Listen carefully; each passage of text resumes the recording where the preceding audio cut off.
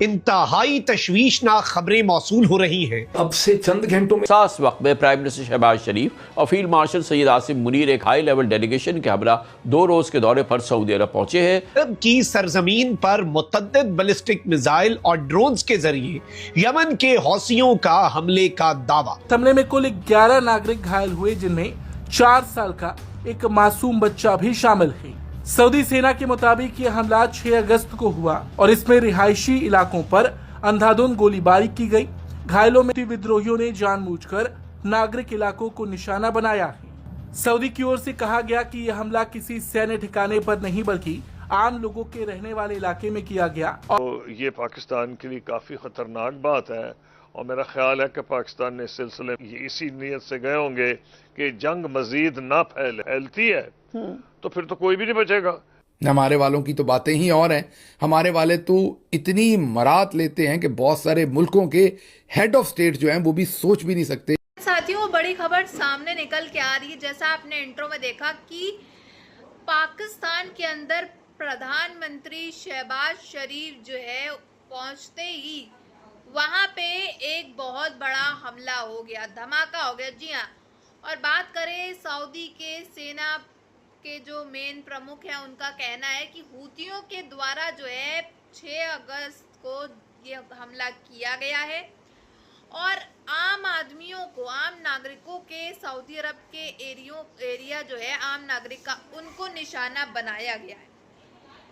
जहां नागरिक रहते हैं मेन उस जगह पे हमला किया गया, फायरिंग की गई है, धमाके किए गए हैं हूतियों के द्वारा। और इसमें बताया जा रहा है 11 लोग जो हैं वो जख्मी भी हो गए, जिसको मिला करके जिसमें एक 4 साल का बच्चा भी शामिल था और उनको फौरन जो है अस्पताल में एडमिट करा गया है। उनका इलाज जो है जारी चल रहा है।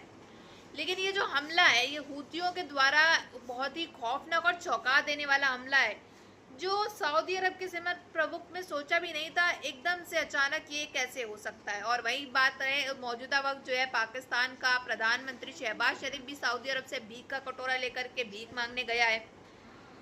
उसको भी डर होगा कहीं इनके ऊपर तो नहीं हो गोला बारूद आकर के गिर जाए, कहीं इनको ही ना ठोक के चले जाए हूती। घंटों में या शायद इसी वक्त सऊदी अरब के शहर जद्दा में सऊदी अरब, पाकिस्तान और तुर्किया के दरमियान में एक डिफेंस पैक्ट साइन हो रहा है। जब पाकिस्तान के वजीर आजम और फील्ड मार्शल सऊदी अरब लैंड करते हैं, उसी लम्हे यमन के हौसियों की तरफ से ये कार्रवाई होना, और इसी 24 घंटे में हूतीज ने यमन के अंदर जो यमनी मिलिट्री है जिसको सऊदी सपोर्ट करते हैं, सऊदी हमले में कुल 11 नागरिक घायल हुए, जिनमें 4 साल का एक मासूम बच्चा भी शामिल है। सऊदी सेना के मुताबिक ये हमला 6 अगस्त को हुआ और इसमें रिहायशी इलाकों पर अंधाधुंध गोलीबारी की गई। घायलों में सभी घायलों को इलाज के लिए अस्पताल में भर्ती कराया गया, जहां पर उनका उपचार जारी है। सऊदी सेना के प्रवक्ता ने आरोप लगाया कि हूती विद्रोहियों ने जानबूझकर नागरिक इलाकों को निशाना बनाया है। सऊदी वो अपनी हैसियत में रह के अपना काम करते हैं। तो ये पाकिस्तान के लिए काफी खतरनाक बात है और मेरा ख्याल है कि पाकिस्तान ने इस सिलसिले में ईरान से भी बात की होगी और सऊदी अरब से वो गए हैं तो ये इसी नीयत से गए होंगे कि जंग मजीद ना फैलती है तो फिर तो कोई भी नहीं बचेगा। हमारे वालों की तो बातें ही और हैं। हमारे वाले तो इतनी मरात लेते हैं कि बहुत सारे मुल्कों के हेड ऑफ स्टेट जो हैं वो भी सोच भी नहीं सकते ऐसी मरात जो हमारे आर्मी चीफ्स लेते हैं। का हमले का दावा, ये सब कुछ एक ऐसे मौके पर हो रहा है जब पाकिस्तान, कतर, ओमान, सऊदी अरब ये मफाहमत चाह रहे हैं और जंग बंदी की कोशिश कर रहे हैं। एन उसी मौके पर जब पाकिस्तान के वजीर आजम और फील्ड मार्शल सऊदी अरब लैंड करते हैं, उसी लम्हे यमन के हौसियों की तरफ से ये कार्रवाई होना बहुत से सवालात खड़े करता है और कई सैन्य ठिकानों को नुकसान पहुंचा। वहीं हूती संगठन के सैन्य प्रवक्ता की ओर से भी एक बयान जारी कर कहा गया कि मारिब और हदरामौत में मौजूद सैन्य कैंपों पर बैलिस्टिक मिसाइलों और ड्रोन से हमला किया गया। हूती की ओर से दावा किया गया कि ये कार्रवाई पूर्वी यमन में सऊदी समर्थित बलों की बढ़ती तैनाती के जवाब में की गई है। साथ ही साथ ये भी दावा किया गया कि हमलों में विरोधी पक्ष के बड़ी संख्या में लड़ाके मारे गए या प्रदेश, मध्य प्रदेश या राजस्थान। इसका एक फर्क है कि वहां पर कोई आर्मी चीफ उंगली नहीं करता आके सिस्टम के साथ। हमारे तो आईएसआई के जो सेक्टर कमांडर हैं उन्होंने अपनी मर्जी के मजिस्ट्रेट लगाने हैं, अपनी मर्जी के एसपी लगाने हैं, एसएसपी लगाने हैं, डीआईजी लगाने हैं, आरपीओज लगाने हैं, क्योंकि उनसे सारे गंदे काम करवाने हैं। उनकी फौज अपने बॉर्डर की तो बातें ही और हैं। हमारे वाले तो इतनी मरात लेते हैं कि बहुत सारे मुल्कों के हेड ऑफ स्टेट जो हैं वो भी सोच भी नहीं सकते ऐसी मरात जो हमारे आर्मी चीफ्स लेते हैं। तो जो एक फर्क है वो छोटे या बड़े सूबे नहीं है, वो ये है कि वहां के आर्मी चीफ्स और वहां के जनरल्स जो हैं वो सिस्टम में उंगली नहीं देते। सार्वजनिक तौर पर सिर्फ इतना स्वीकार किया कि उसके कई सैनिक इन हमलों में मारे गए और घायल हुए। हालांकि सेना ने आधिकारिक तौर पर मृतकों की संख्या जारी नहीं की। वहीं सऊदी अरब के नजरान में नागरिकों पर हुए हमलों को लेकर हुती संगठन की ओर से कोई अलग आधिकारिक बयान सामने नहीं आया। अमेरिका के यमन मिशन ने भी इस पूरे घटनाक्रम पर प्रतिक्रिया दी। मिशन ने मारिब और हदरामौत में मारे गए सरकारी सैनिकों के परिवारों के प्रति संवेदना व्यक्त की और कहा कि पाकिस्तान के फॉरेन मिनिस्टर जनाब इसाक डार साहब को और साथ में दो फालतू बंदे, एक डिफेंस मिनिस्टर ख्वाजा आसिफ साहब को और साथ इंफॉर्मेशन मिनिस्टर अता तारड़ साहब को। अच्छा, इंफॉर्मेशन मिनिस्टर तो सही है बेचारा, क्योंकि बहुत ज़्यादा डिसइंफॉर्मेशन का काम करता है। तो इन सबको लेके ये डेलीगेशन सऊदी अरब के शहर पहुंचा।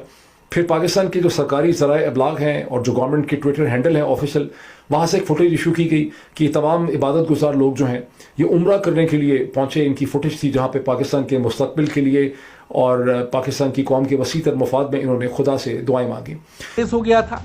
हालांकि अप्रैल 2022 में युद्ध विराम लागू होने के बाद बड़े सैन्य अभियान काफी हद तक थम गए थे, लेकिन हाल के हमलों ने संकेत दिया है कि हालात फिर से बिगड़ सकते हैं, क्योंकि जिस तरह से अमेरिका और ईरान के बीच जंग छिड़ी, उसके बाद ईरान समर्थित हुती विद्रोहियों ने अमेरिका के समर्थन वाले देशों पर हमला शुरू कर दिया। लगातार बढ़ते हमले सिर्फ यमन और सऊदी अरब तक सीमित नहीं रह सकते। बड़ी खबर सामने निकल के आ रही है कि पाकिस्तान का प्रधानमंत्री सऊदी अरब के दौरे पे वहां पहुंच चुका। और इतना ही नहीं, सऊदी अरब पहुंचते ही सऊदी अरब के अंदर एक बहुत बड़ा धमाका होना, हमला होना हूतियों के द्वारा, ये बहुत ही चौंका देने वाली और बहुत ही खौफनाक खबर जो है वो सामने निकल के आ रही है। लेकिन वहीं सऊदी सेना का कहना है कि इसमें जो है आम नागरिकों के एरियो को हूतियों ने टारगेट बनाया और ये जो हमला है, ये धमाका है, इसमें अंधाधुंध फायरिंग हुई है और आम नागरिकों को इसमें नुकसान भी काफ़ी ज़्यादा पहुंचाया गया। करीबन 11 लोग जो है वो सऊदी के सेना के लोग मारे गए हैं, मतलब जख्मी हुए हैं। साथ ही साथ उसमें 4 साल का एक बच्चा भी जो है वो जख्मी हो चुका है। इन सबको जो है अस्पताल में भर्ती कर दिया जा चुका है। लेकिन हूतियों का मेन टारगेट जो आम नागरिकों के एरियो में ये फायरिंग करना, अंधाधुंध और ये सब करना, ये बहुत ही ज़्यादा गलत है। और इतना ही नहीं, सऊदी सेना का साफ तौर पे ये कहना है, ये जो है मेन आम नागरिकों को टारगेट बना करके अपना बदला जो है वो पूरी तरीके से ले रहे हैं। और वहीं बात करी जाए सऊदी अरब के इस समय जो है शहबाज शरीफ वहाँ क्या काम कर रहा है। शहबाज शरीफ गए अपना भीख का कटोरा लेते हुए कि भीख हमको थोड़ी सी मिल जाए। अमेरिका ने भी साफ मना कर दिया, चीन ने भी मना कर दिया। अब सहारा तो बचा हमारा सऊदी अरब, यूएई ने भी मुंह से लात मार के भाग निकाल के फेंक दिया।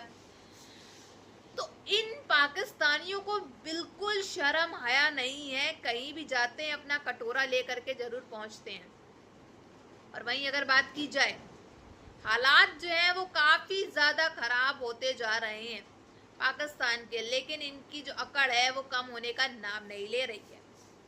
अब इनको ये ज़रूर डर होगा कि कहीं इनकी जान को खतरा तो नहीं है सऊदी अरब में, जिस तरह से हूतियों के द्वारा जो ये सब हुआ है, फायरिंग हुई, अंधाधुंध और टारगेट बनाया जा रहा है।